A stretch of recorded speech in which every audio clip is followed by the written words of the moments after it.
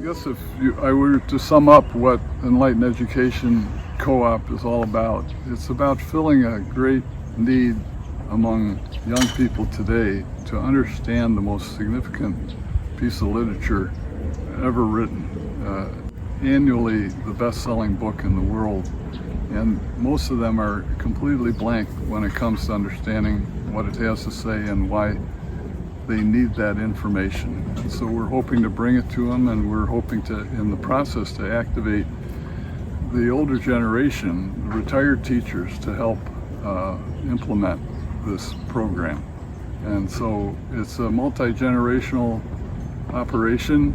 We sometimes call it the grandparent effect, when we get retired teachers back into the classroom, helping struggling young teachers who are overwhelmed by all the social problems that they have to deal with that are brought into the classroom. And most importantly, it helps the young people to get the kind of attention that they need.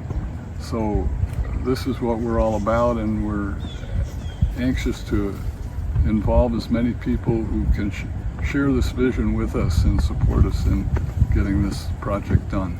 3. So who are you and why do you care? Well, I think that's an important question, because anybody who would be involved in this project, which is quite exciting for many of us, actually what we're doing is, how best to express it, we're challenging the school systems. It's reasonable for people to understand, why I'm doing this, and I'm doing this really because I've had a long life. Actually, my career was in aviation. I was a pilot for Delta Airlines for 25 years. I was trained in the Navy for 5 years as a pilot. And but academics has always been important to me. And while I was flying, I went back to school and got a master's degree in education from Suffolk University in Boston. And then I acquired a master's in theological studies from Gordon Conwell in Hamilton, Massachusetts. And after I retired from the airlines, I went back to school and got a doctorate of ministry at the Episcopal Divinity School in Cambridge. And along the way, I ended up running for Congress actually 6 times. Unfortunately, unsuccessfully, because I had the misfortune of running against incumbents in districts that were very heavily in their lines with their party. But I ran 3 times in Massachusetts as a Republican, and once in Georgia, and twice in Florida after I retired. And it opened my eyes to how broken our electoral system is, and how important it is that we educate young people in civics so that they can make better choices as to who represents them, and not be overly influenced by the great amount of money that is taken, to the point where a lot of people simply won't run against incumbents. So if you want to get in politics, just pick an incumbent to run against. You won't find many people interested in going down that difficult road. And I've left a lot of blood and guts on the political battlefield that has maybe prepared me for what I consider an even more important effort. What we're doing now is to bring children into contact with the most important book ever written, so that it will help them live productive and helpful lives. And so that's a little bit about my background and why I'm doing this. So how does it work? Well, our recommendations as to how school districts and teachers can use this program are on our website. So I'd encourage anybody who wants more details than what we can give them in this interview to go to our website, which is EnlightenEducationCoop.org, and it's and in it they'll find the idea that the teachers do not have to have any kind of theological knowledge or deep knowledge of religion or Christianity, for that matter. Their job is simply to use the curriculum in most public school, high school classes have the capability of projecting the curriculum on the board, on the screen at the front of the class. And also there's any number of Bible programs, apps that they can use, such as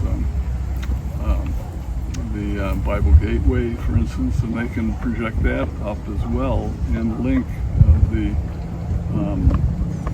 curriculum to the particular reference that it may be referring to. For instance, if they were, and I should say, to give you an overview of the curriculum, it's in 4 parts, and it's only about 150 pages, so it's very brief, and I leaned a lot on AI in putting it together because we don't have any particular drum to beat or axe to grind in this. We're not trying to convert anybody, but the first part of the curriculum is a survey of world religions, and the second part is a survey of the Old Testament. The third part is a survey of the New Testament, and we added recently the final 4th part in civics education, which is so important because our electoral system really has been corporately captured, is a term that might be used, that it's very hard for challengers to incumbents to win elections because incumbents are so heavily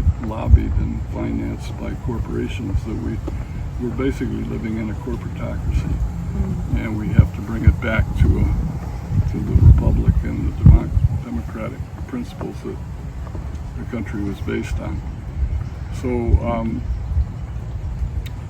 So the teachers would simply project the curriculum and then link it to the appropriate parts of the Bible that the curriculum speaks to, in the case of the second and third parts. And as an example, let's say they wanted to home in on probably the most significant teaching, religious teachings that the world has ever known, and that is called the Sermon on the Mount by Jesus. And in that you will find the Beatitudes and a number of really wise sayings and advice by Jesus as to what he expects of people as to how to live.